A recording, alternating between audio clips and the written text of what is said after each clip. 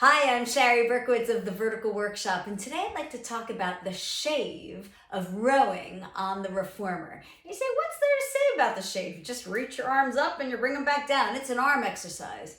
Well, I think that this is a back exercise, and I think you'd agree too. And I wonder if it's really a lumbar spine exercise. So, with that, of course, we're on one spring and we sit cross-legged if that's available to you. Now, I say if that's available to you is because we need to sit on the center of your sit bones with your natural lumbar curve, your natural low back curve. If you need to, you reach your legs forward, hook your heels on the front of your carriage with a little external rotation, bend your knees and pull back, or pull back on the carriage, and that will help you stay up on your sit bones. Some people will need to sit up on a moon box or a rolled up mat to get on the center of the sit bones. Why? Because you reach your arms up to the ceiling, bring your fingertips down to the base of your neck. Oh yes, I'm talking C7T1. All the way low, we're gonna shave your neck hair off. So it's not the top of your head, or not the top of your neck, and it's not fingertips like so, the way that you learned it and I learned it. This has broken wrists. Broken wrists, or with this lateral deviation, or actually I should say it's a ulnar deviation, that gives weakness to your arms. What if you either cross your fingers and have straight wrists in all planes, or you even make fists instead of thumb to finger with this bend in your wrist? And what if that is angled down to the base of your neck? All right, so that's already an interesting challenge. You sit on the center of your sit bones, press your arms up to the ceiling, bring your fingertips to the back of your neck. Stay in natural curves as you extend your arms up to the ceiling and then resist back down. Now, most of us are taught to lean forward, and as we go, our pelvises tuck underneath us. I encourage you to stay on the center of your sit bones and reach up to the ceiling, resist your pelvis rotating underneath you in posterior tilt or a tuck.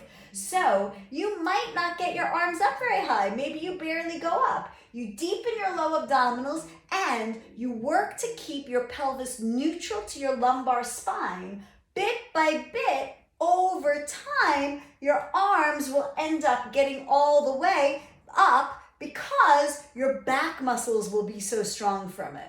So indeed, keep your upper arm bone a little bit forward rather than back behind you, and sit on the center of your sit bones. Any rotation of your pelvis underneath you means you've gone too far. You have to work a little harder. You pull your lowest abdominals in, that's below the level of your navel, and you work your lumbar muscles to keep your inward curve of your low back. Unless, of course, you have a scoliosis that makes you not have an inward curve of your low back. So with that, that's the challenge of the hug, and that's why this is such a darn hard exercise, and why in my world it's advanced and not something you would give to somebody else earlier than that.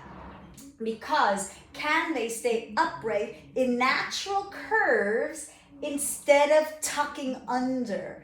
And with that, as I shared in the hug, we let your knees lift up a little bit instead of pressing them down. A tiny bit of a lift up of your knees activates, or is from your adductors, your inner thigh muscles.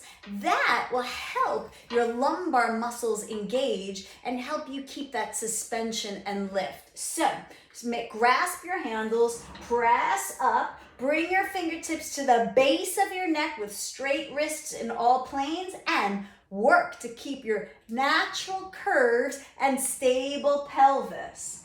Now, one thing that happens with this is the desire to keep your lumbar curve. Often people thrust their thoracic spine, and so we want to watch out for that. So there has to be some upper abdominal connection to stabilize your middle back, your thoracic spine, and lots of lumbar connection to be able to stabilize your pelvis. All right, so there we go for the shave. Something to play with. It genuinely is an advanced exercise because it takes a tremendous amount of strength and coordination internally to be able to stabilize your pelvis And as you extend your arms, so stabilize your spine, work an internal suspension, stable pelvis, as opposed to, I gotta get my arms up even if my pelvis tucks under.